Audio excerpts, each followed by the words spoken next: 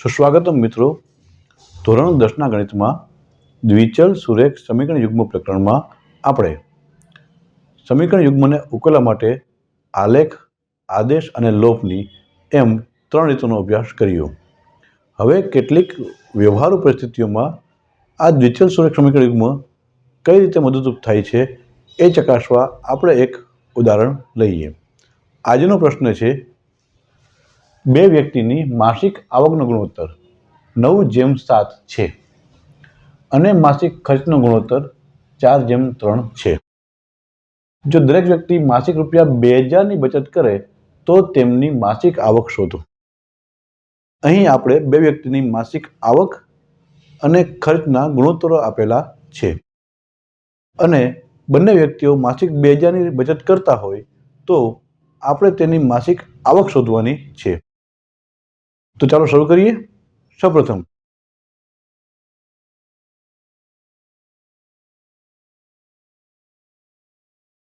ધારો કે બંને વ્યક્તિની માસિક આવક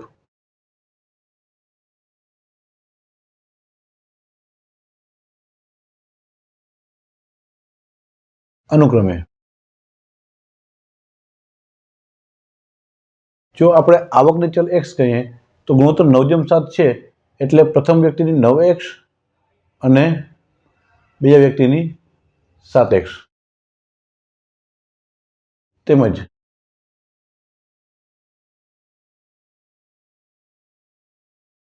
માસિક ખર્ચ,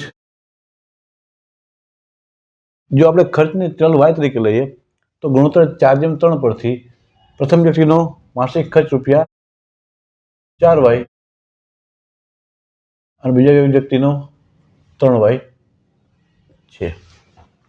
આપણે બંને વ્યક્તિની માસિક આવક અને માસિક ખર્ચને આપણે અનુક્રમે 9x અને 7x ઉપરાંત ખર્ચ 4y અને 3y લીધેલા છે.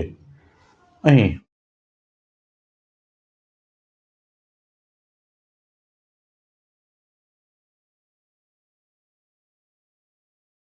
દરેક વ્યક્તિ માસિક રૂપિયા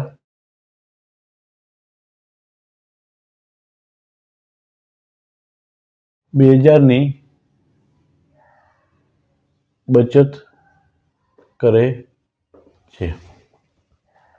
તો માટે પ્રથમ વ્યક્તિ માટે આપણે સમીકરણ પ્રાપ્ત થશે. પ્રથમ વ્યક્તિની આવક છે 9x અને ખર્ચ છે 4y.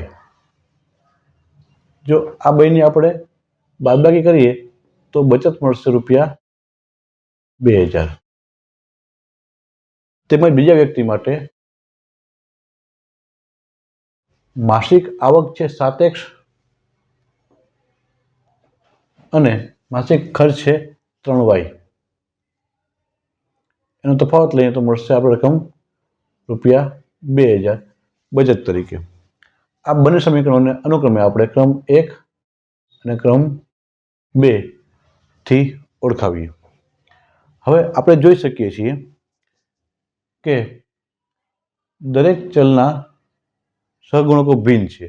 કોઈ પણ એક ચલ x અથવા y ના સહગુણકોને સમાન અથવા વિરુદ્ધ સંખ્યા કરવા માટે પ્રયત્ન કરીએ. જો આપણે સમીકરણ 1 ને 3 થી ગુણીએ અને સમીકરણ 2 ને આપણે 4 થી ગુણીએ તો ચલ y ના સહગુણકો 4 તેરી 12y અને 3 ચોક 12y બંનેના મૂલ્યો સમાન થઈ જશે. તો આપણે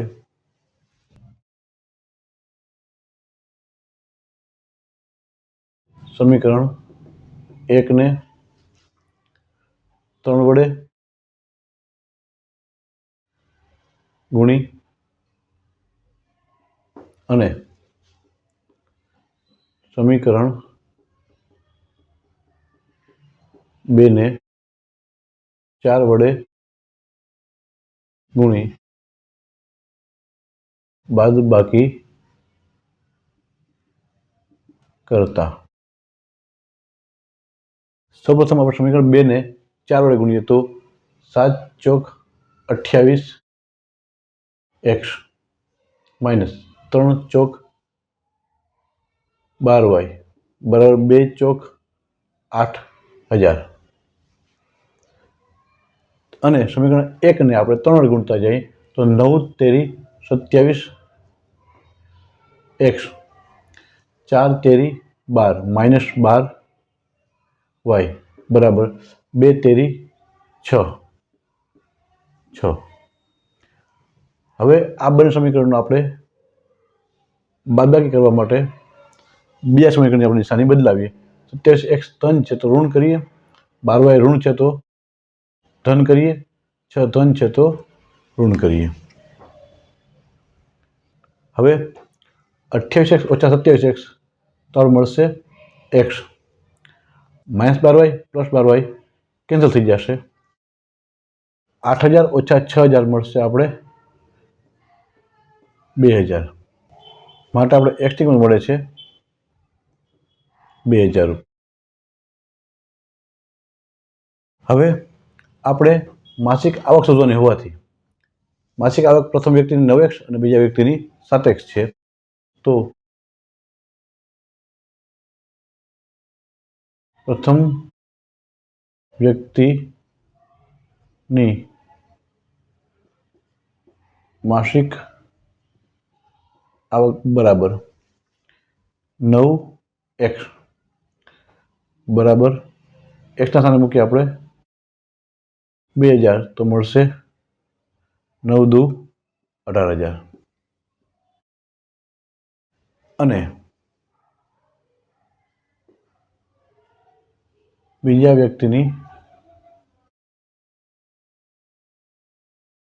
માસિક આવક એટલે 7x તો 7 કૌંસમાં 2000 તો 7 દુને 14000 રૂપિયા. આમ પ્રથમ વ્યક્તિની માસિક આવક મળે છે રૂપિયા 18000, બીજા વ્યક્તિની માસિક આવક મળે છે રૂપિયા 14000. તો આમ પ્રથમ વ્યક્તિની માસિક આવક રૂપિયા 18000 અને બીજા વ્યક્તિની માસિક આવક રૂપિયા 14000 મળે છે. આ રીતે આપણે આપેલ શરતોને અનુસાર સમીકરણો મેળવી અને તેનો યોગ્ય રીતે ઉકેલ મેળવી આપેલ સમસ્યાનું નિવારણ કરી શકીએ છીએ. આભાર.